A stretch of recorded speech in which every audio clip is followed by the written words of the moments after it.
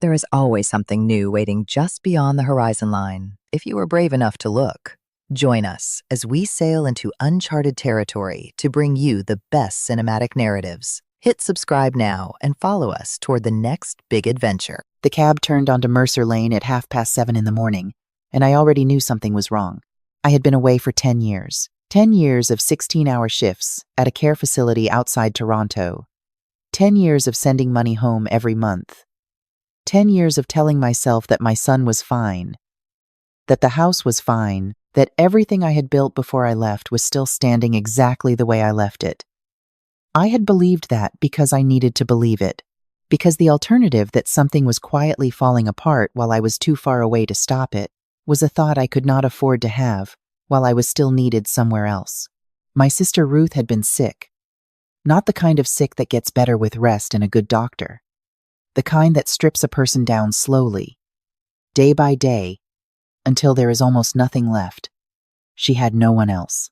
Her husband had passed in 2009. Her children were scattered.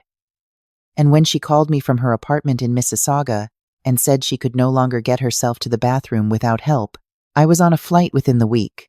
I told my son Daniel what was happening. I told him I would be back as soon as I could. I left him the house on Mercer Lane, a 4-bedroom colonial in Beaumont, Texas, paid off, worth just over $2 million at the time.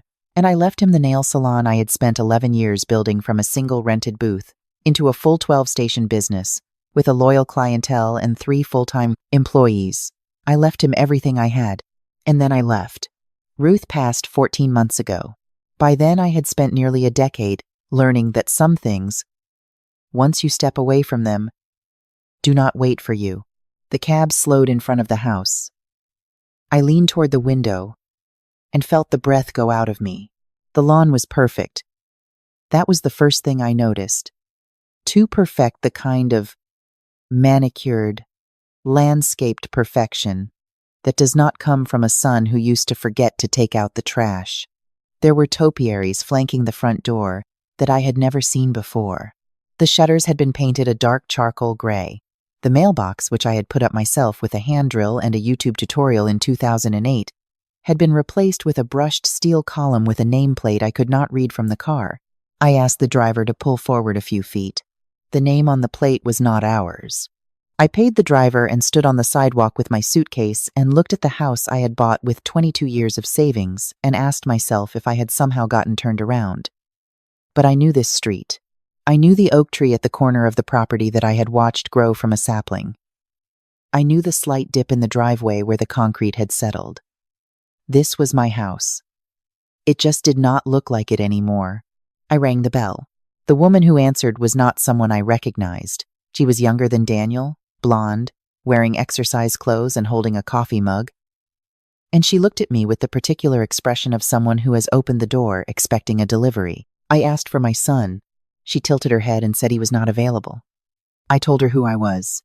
I watched something shift behind her eyes.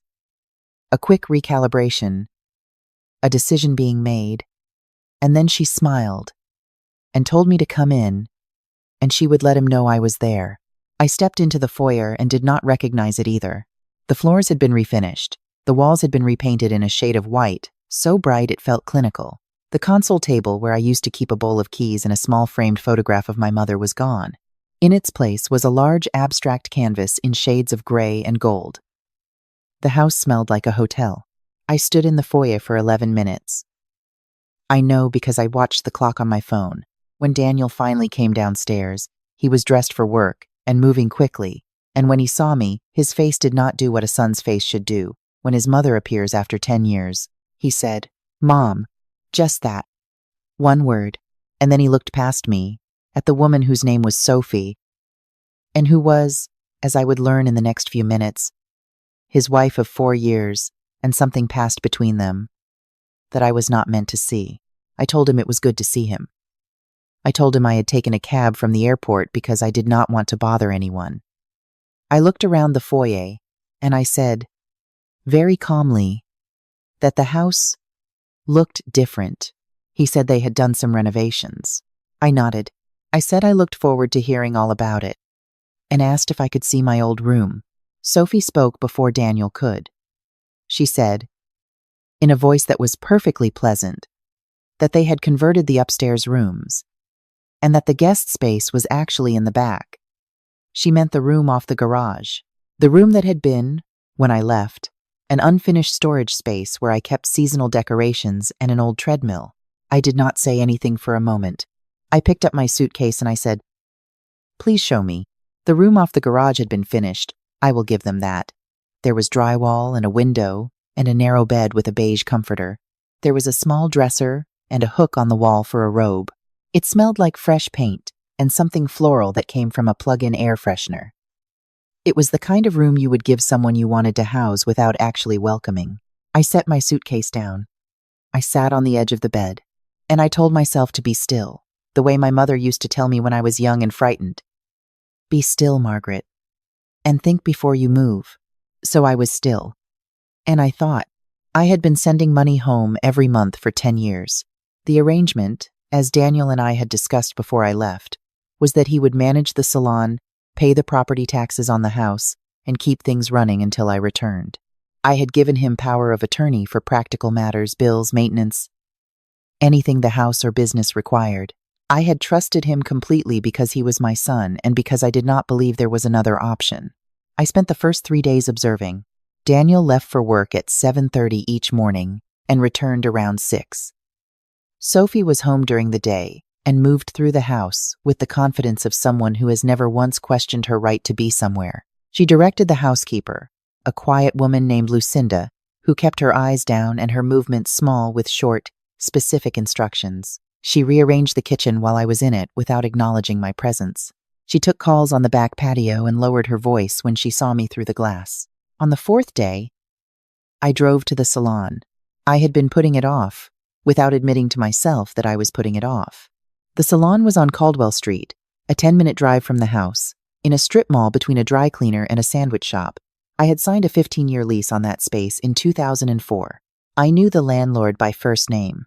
I had painted the interior myself, a warm ivory with dusty rose accents that my customers always complimented. The salon was still there. The space was still there, but the name above the door was not mine. It said, Lux Nail and Beauty Bar in gold lettering on a black background. The interior, visible through the large front window, had been completely redone. White marble counters, black stations, pendant lighting. I went inside. The woman at the front desk was young and did not know me. I asked to speak with the manager. After a few minutes, a woman came out from the back mid-30s, efficient, pleasant, and I told her my name and I told her I was the original owner of the business that had operated in this space. She said she was sorry, but she had purchased the business 2 years ago from its previous owner. I asked for the name of the previous owner. She said it was a man named Daniel Cooper. I drove back to the house and sat in the parked car for a long time. I thought about the power of attorney I had signed before I left. I thought about the conversations Daniel and I had in the months leading up to my departure. The way he had nodded and said, "Of course. Mom. I understand, Mom. Don't worry." I thought about the wire transfers I had sent every month for 10 years a total. I had never added up because it was not a loan. It was family. And I understood, sitting in that car, that the word family had not meant the same thing to both of us. I called my attorney. Her name is Patricia Owens, and I have known her for 20 years. I told her what I had found. I told her about the salon, and the house, and the room, off the garage. I told her I needed to know what had been signed, transferred, or rearranged in my absence without my knowledge. She was quiet for a moment, and then she said, "Margaret, don't touch anything. Don't confront anyone. I'm going to make some calls." I went back inside and made dinner. Not because anyone asked me to. Daniel and Sophie had been ordering takeout most evenings and treating my presence in the kitchen as a mild inconvenience, but because I needed something to do with my hands. I made a pot of beef stew from memory, the way my mother had made it. And I set the table for 3, and I sat down to eat. Sophie came in and looked at the table and said she and Daniel had plans. I said I understood. And I sat by myself and ate, and I was very, very calm. Patricia called the next morning with the beginning of what she had found. The power of attorney I had granted Daniel had been broader than I had realized, because I had signed it in a rush. and trusted my son more than I had read the document.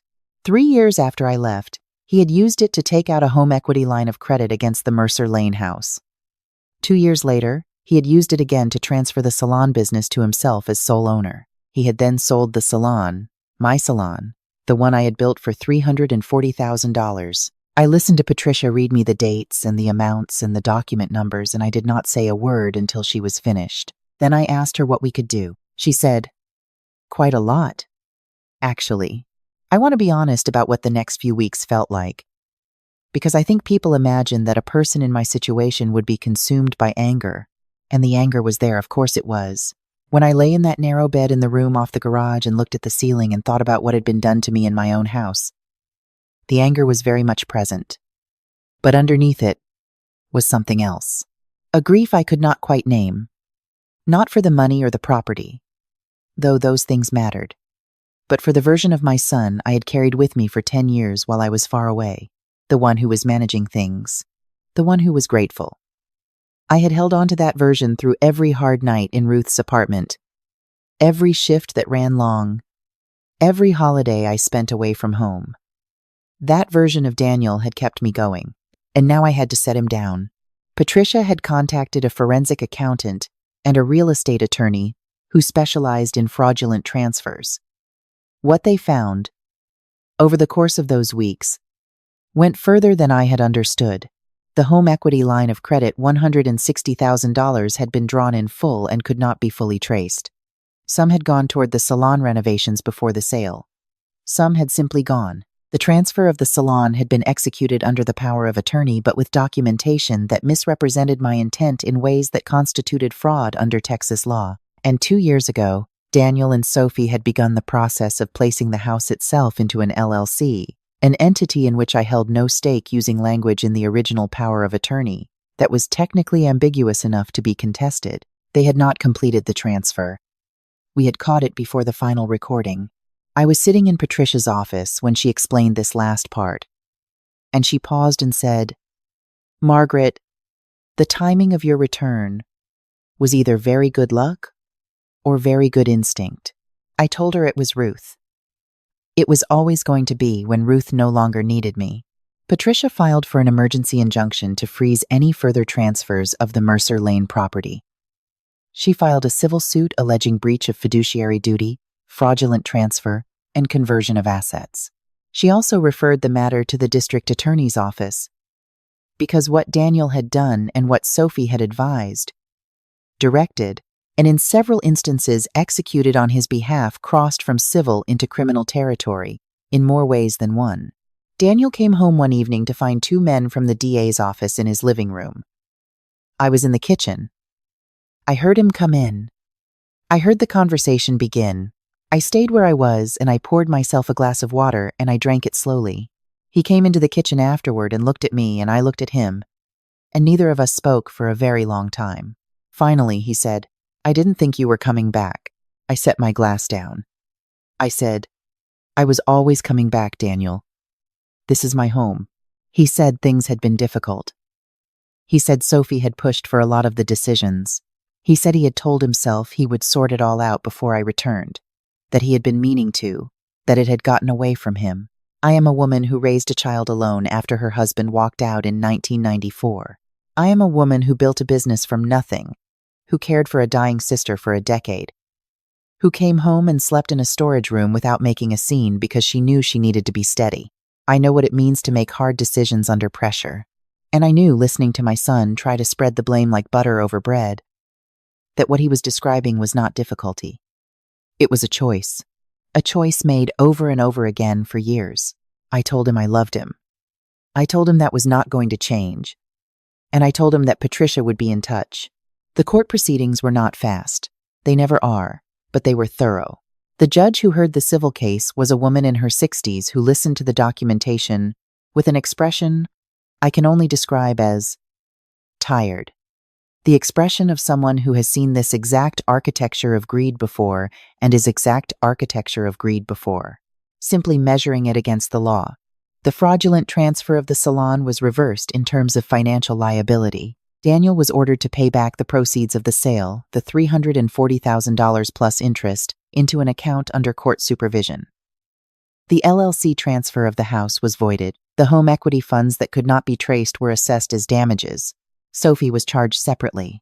Her involvement had gone beyond advice. She had drafted several of the key documents herself, had coached Daniel on the language to use, and had, on 2 occasions, signed paperwork as a notary in ways that the DA's office determined were fraudulent.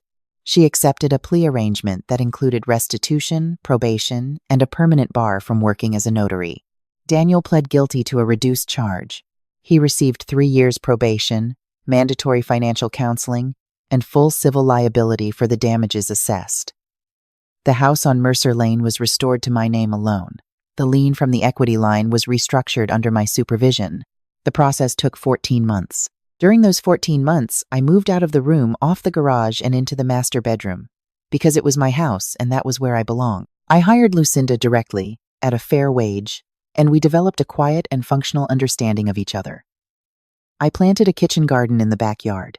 I went to see my old customers, many of whom were still in the area and still remembered me, and I let them know I was home. Sophie moved out 2 months after the charges were filed. Daniel stayed, because the house was not his to leave, and because he had nowhere else to go. And we lived in a careful and mostly silent proximity that I can only describe as 2 people deciding what comes next. I am not going to tell you that I have forgiven my son completely, because I do not believe in saying things that are only partly true. I am going to tell you that I understand something about the way people convince themselves over time that a thing is acceptable, how one compromise leads to the next and the next until the original wrong is buried under so many layers of rationalization, it can barely be seen. I understand it because I have lived long enough to know that people are capable of it. Even people you raised. Even people you love. What I will not do is pretend it did not happen.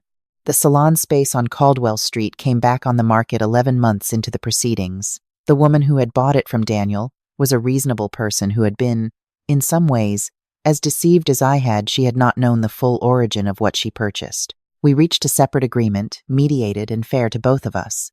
I did not go back into the nail business. I am 63 years old and I have earned the right to choose what I do with my days. But I found a young woman named Cora who had been doing nails out of her apartment for 2 years with a real talent and no capital. And I introduced her to my old customers and helped her negotiate the lease. And I was there on the morning she opened the door for the first time under her own name. She had put a small framed photograph in the window. She said she wanted something that felt like home. I told her that was exactly right. My house still has the charcoal gray shutters. I decided I did not actually mind them. The topiaries are gone. I had them dug up and replaced with a rose bed, the variety my mother used to grow, a pale yellow called Peace. The nameplate on the mailbox says what it should say. Some mornings, I sit on the front porch with my coffee before the street wakes up, and I look at the oak tree at the corner of the property, the one I watched grow from a sapling, and I think about what it means to leave something and what it means to come back to it. You cannot leave a thing entirely to someone else and expect it to remain what it was. That is not a judgment. It is simply true. The people we love are not extensions of our intentions. They are people, with their own fears and their own temptations and their own ways of telling themselves that what they are doing is survivable. I came back to Mercer Lane because my sister was gone and it was time. I came back to a house that did not have my name on the mailbox, and a room off the garage and a salon that belonged to someone else. And I did not fall apart, because I am not a woman who falls apart. I made phone calls. I kept records. I stayed steady. This is what I know about being a woman of a certain age who has seen certain things. The most powerful thing you can do when someone has taken something from you is refuse to perform the grief they expect. Do not rage. Do not beg. Open your phone, call the people who know the law, and let the truth do what truth does when it is properly aimed. I am home now. I am exactly where I always intended to be. And that, in the end, is the only thing that needed to be said.